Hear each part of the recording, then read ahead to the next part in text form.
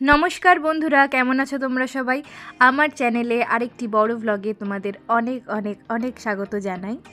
শীতের মরশুম পড়ল মানেই ঘোরাঘুরি, পিকনিক। ঠিক এমন একটি ছুটির দিনে আমরা সপরিবারে চলে গেছিলাম আমাদের বাড়ি থেকে মাত্র 2 ঘন্টা 45 মিনিটের দূরত্বে দেউলটি বলে একটি গ্রামে। পথে যেতে যেতে একটি জায়গায় গাড়ি থামিয়ে খেয়ে নিলাম চা, আর তার সাথে সাথে খুব খিদে পেয়েছিল, তাই ব্রেকফাস্টটাও সেরে নিলাম। ব্রেকফাস্ট সেরে নিয়ে আমরা আবার চলতে থাকলাম। দেউলটি গ্রামটি সত্যিই ভীষণ অপূর্ব, যদিও তোমরা আর কিছুক্ষণ পরেই আমার এই ভিডিওতে দেখতে পাবে। আর রয়েছে সেখানে লেখক শরৎচন্দ্র চট্টোপাধ্যায়ের বাড়ি, যে বাড়িতে বসে উনি নানান সাহিত্য, উপন্যাস, গল্পের সৃষ্টি করেছেন। আমার বাড়ি ব্যান্ডেলে।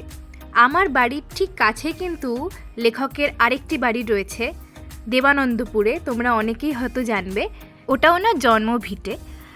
এরপর আমরা রাস্তায় দাঁড়িয়ে আবার এক কাপ চা খেয়ে নিলাম। তারপরে এই যে দেখো, প্রায় চলেই এসেছি। এত সুন্দর লাগছিল না চারিপাশটা, তোমরা জাস্ট দেখো, এত সুন্দর প্রকৃতির শোভা দেখে সত্যিই যেন চোখটা জুড়িয়ে যায়, ভীষণ ভালো লাগছিল। তারপরে আমরা আস্তে আস্তে এগোতে থাকলাম।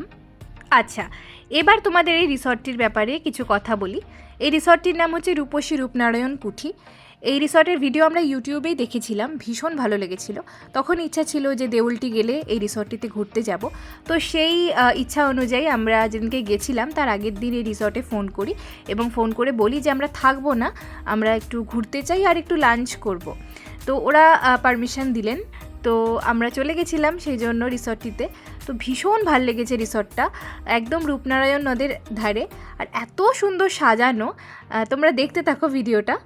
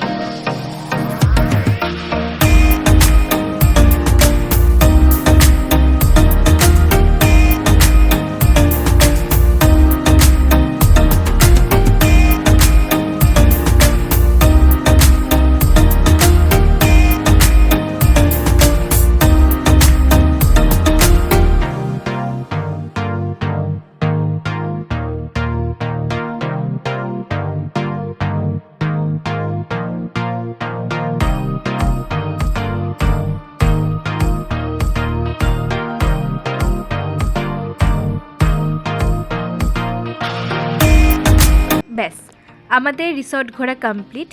এবার আমরা আস্তে আস্তে এগোচ্ছি লেখকের বাড়ির দিকে। রিসর্টটি থেকে আমাদের যেতে মোটামুটি 10 থেকে 15 মিনিট মতো লাগলো গাড়িতে। আর যদিও একটি শর্টকাট রাস্তা আছে রিসর্টটা থেকে, তবে বড় গাড়ি যাবে না বলে ওই রাস্তায়, তাই আমরা ঘুরে ঘুরে গেলাম। এবার আমরা পৌঁছে গেছি লেখকের বাড়ি। আচ্ছা, এই জায়গাটির নাম না, মানে এই গ্রামটির নাম সমতাবের। আবার দেউলটিও বলে এই গ্রামটা অনেকে চেনেন, তবে আগে হয়তো সমতাবের নামটা ছিল। আমি গুগলে পড়ছিলাম যদিও। তো বাড়িটা আস্তে আস্তে আমরা ঘুরতে থাকলাম। এই বাড়িতে বসেই কিন্তু লেখক নানান গল্প উপন্যাসের সৃষ্টি করেছেন, যেমন পল্লী সমাজ, অভাগীর স্বর্গ, শেষ প্রশ্ন, মহেশ, পথের দাবি ইত্যাদি। এই যে ঘরটি দেখছো, এই ঘরে বসে কিন্তু লেখক তার এই গল্প উপন্যাসগুলি সৃষ্টি করেছিলেন। আর এই যে জানলাটি দেখছো, এই জানলার ঠিক অপর প্রান্ত দিয়েই কিন্তু বয়ে চলতো তখন রূপনারায়ণ নদ, যা এখন অনেকটাই সরে গেছে। এই যে ভদ্রলোককে দেখছো তোমরা, উনি কিন্তু সবটা বলে দিচ্ছিলেন। সেরকম কোনো গাইড ভেতরে আমি দেখলাম না, ইনি বসেছিলেন, ইনি সবটা বলছিলেন। আর ওনার কথা শুনে আমরা প্রত্যেকটা ঘর দেখছিলাম, আর উনি প্রত্যেকটা ঘরের ইতিহাস আমাদেরকে বলছিলেন। তো আস্তে আস্তে ঘরগুলো দেখতে থাকলাম। ঘরগুলোর মধ্যে লেখকের প্রয়োজনীয় জিনিসপত্র রয়েছে, খাট, আলমারি ইত্যাদি দেখলাম ওখানে। এরপর আমরা চলে গেলাম পাশের ঘরটি দেখতে। এই পাশের ঘরে হোমিওপ্যাথি চিকিৎসা হতো। লেখক বিনা পয়সায় গ্রামবাসীদের হোমিওপ্যাথি ওষুধ দিতেন এবং তাদের সাহায্য করতেন অসুখ বিসুখ হলে। আর রয়েছে ওই ঘরটিতেই একটি ভগবান শ্রীকৃষ্ণ রাধার একটি মূর্তি। তারপরে আমরা চলে গেছিলাম বাড়ির ঠিক পেছন দিকটায়। এই দেখো উঠোনটা এত সুন্দর লেগেছে না, কিছুক্ষণ এখানে চুপ করে বসে থাকলাম। তারপর আমরা ধীরে ধীরে ওপরের দিকে, মানে যেহেতু বাড়িটা দোতলা, আমরা সিঁড়ি দিয়ে ওপরের দিকে উঠে গেলাম। সত্যি কথা বলতে প্রকৃতির এই সুন্দর অপরূপ শোভা দেখলে না কোথায় যেন মনটা জুড়িয়ে যায়, বিশ্বাস করো। মনে হয় যে শুধুই যেন দেখতে থাকি, আর দেখার আর সত্যিই শেষ নেই। এই যে দেখো আমরা এবার আস্তে আস্তে ঘুরতে থাকছি ওপরের ঘরগুলো।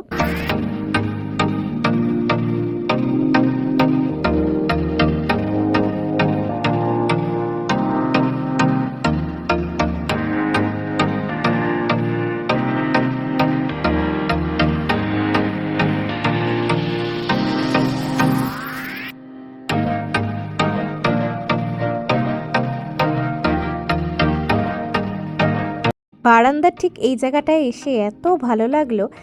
দূরে দেখা যাচ্ছে রূপনারায়ণ নদ, দেখো জুম করলে তোমরা বুঝতে পারছো।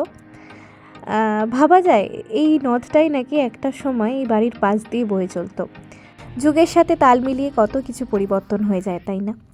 যেই বাড়িটিতে একটা সময় সৃষ্টি হয়েছে বাংলার শ্রেষ্ঠ উপন্যাস গল্পগুলি, সেই বাড়ির প্রত্যেকটা কোণা আজ ইতিহাসের স্মৃতির পাতায়। লেখকের বাড়ির পাশেই রয়েছে এই পুকুরটি, যার উল্লেখ রয়েছে তার লেখা পল্লী সমাজে। এই পুকুরে দুটি মাছ ছিল, রুই ও কাতলা, যাদের নাম ছিল যথাক্রমে কার্তিক ও গণেশ। এদের নাম রেখেছিলেন লেখকের স্ত্রী এবং এদের উল্লেখ রয়েছে তার লেখা রামের সুমতিতেও।